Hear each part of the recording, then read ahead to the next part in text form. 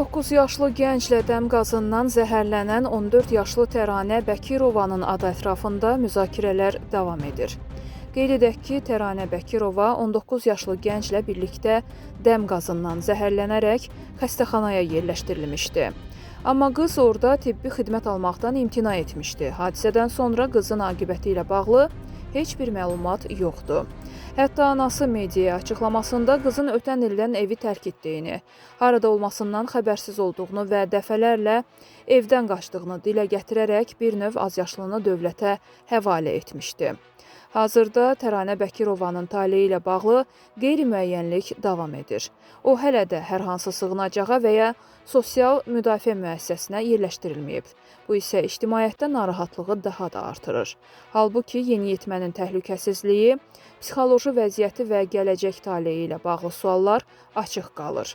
Maraqlıdır. Cinayət işində və dələduzluqda adı hallanan 14 yaşlı qızın məsuliyyəti hansı çərçivədə qiymətləndiriləcək və belə bir vəziyyətdə dövlət qurumları onun müdafiəsi və reabilitasiyası üçün niyə addımlar atmır?